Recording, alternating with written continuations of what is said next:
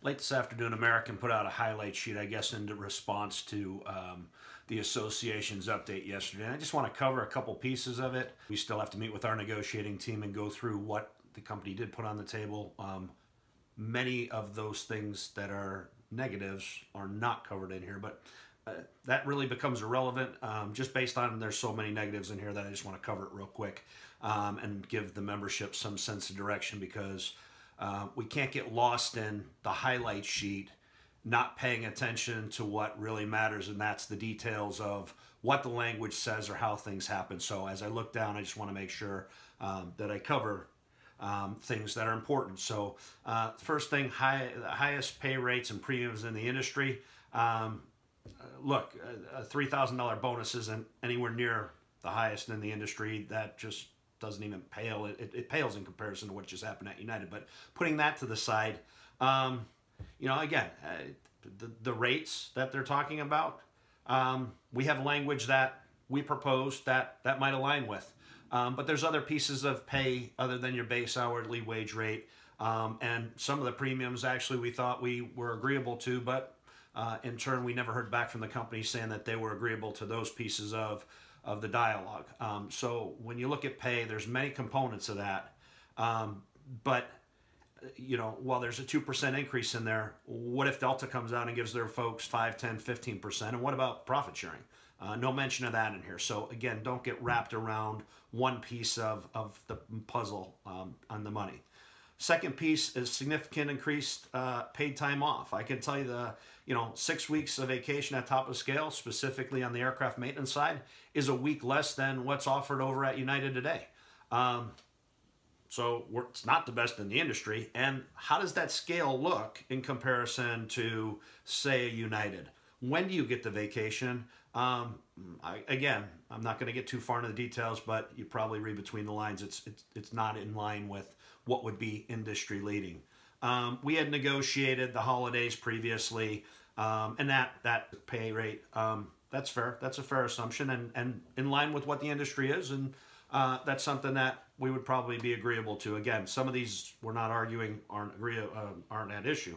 The sick days, that's been covered for well over a year, so that's nothing new. The on-the-job injury days, nothing new. That's been covered. That you look at the TAs from a historical standpoint, that's nothing monumental. But in there, I don't know that I would say that significantly increased paid time off, moving from 5 weeks of vacation to 6, or in stores, really virtually no change, to be honest with you, because they're already at 6.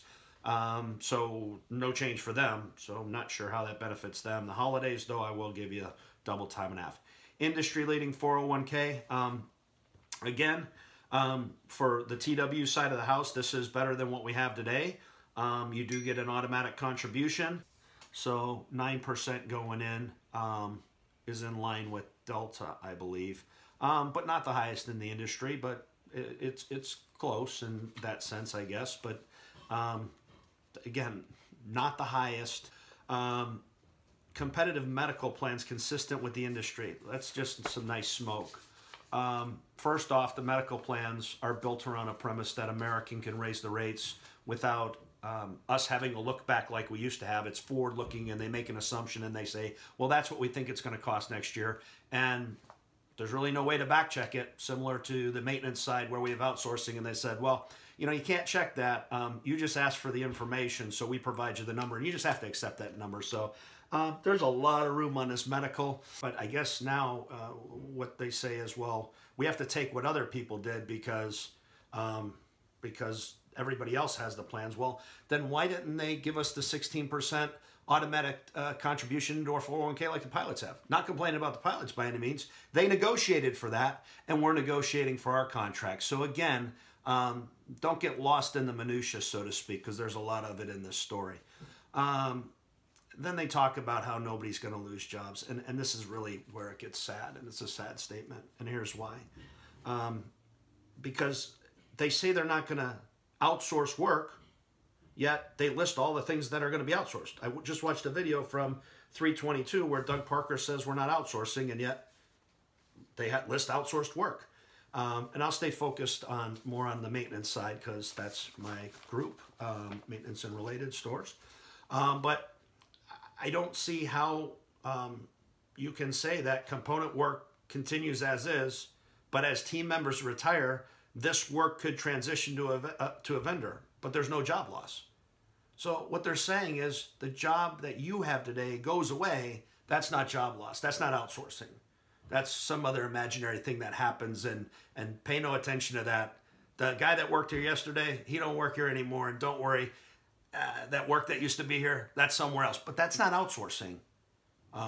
That's actually what it says. And then they go on to talk about line, and again, that's even more in line with my world, so to speak, from the 591 perspective. And I'm not sure mathematically how 15% of, I'm going to use a round number, 500 aircraft, and this is low, but just take it for what it's worth, is the same as 15% of 750 aircraft or 700 aircraft or even 510 aircraft. When the carriers merged, we increased the fleet size from what American previously had by adding in incrementally the Airways fleet.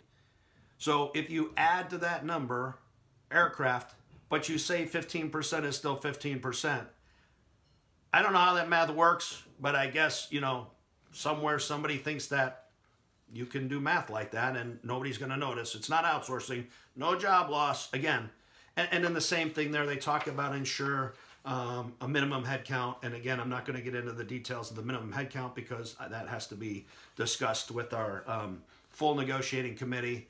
What I can say is every time I see the word no job loss, it turns my stomach, because no job loss means as our aged workforce, and we have many people that are up in age, leave, they're probably not going to backfill that position, but they're not outsourcing the work.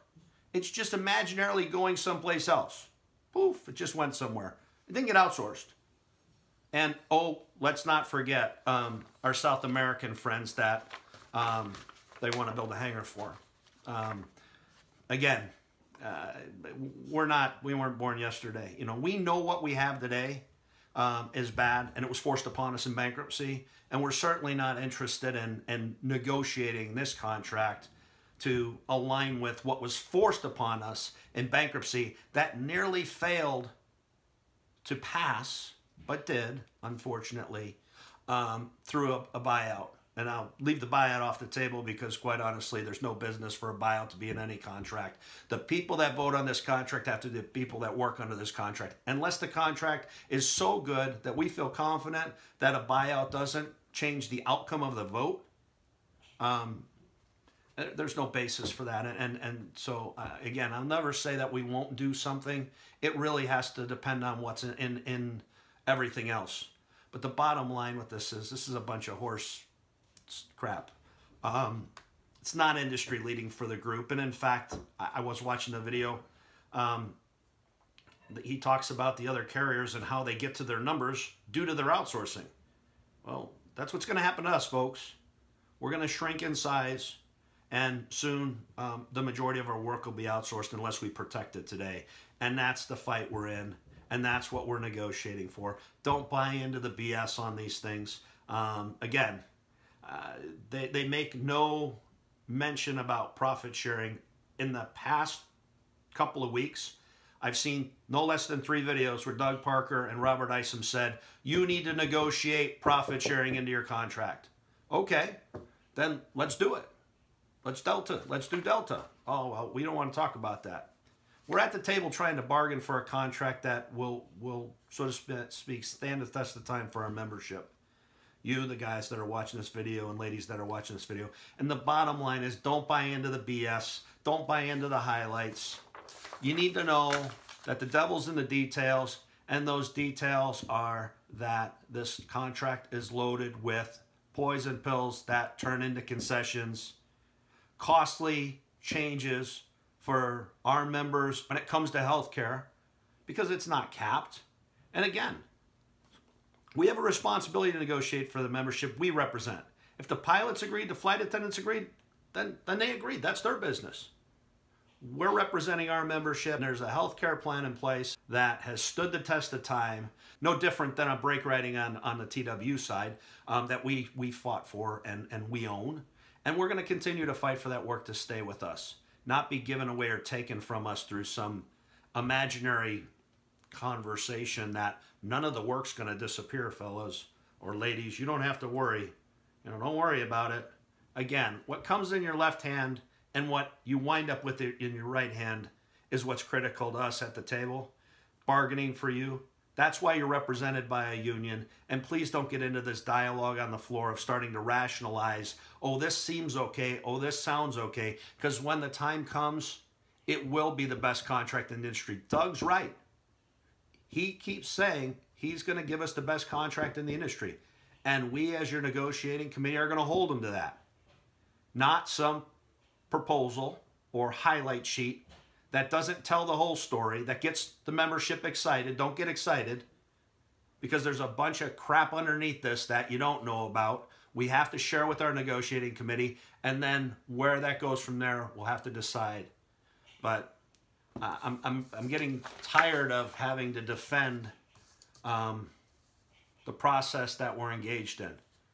We're in a process to get the best contract in the industry. They keep promising the best contract in the industry. Then Doug Parker should get his ass to the negotiating table and sit down and work a deal out with us that is the best contract in the industry. And maybe then we'll stand next to him and say, you know what? Thanks, Doug, you did negotiate the best contract in the industry. But who he sent to the table was nothing more than that wasted tons of people's time. And we don't have time to waste. Every day that goes by, we lose money. And you know what? That's unfair to each one of us. And this story about how they're trying to negotiate, get the right people to the table and get a deal done, Doug. How about that for an answer? Thank you.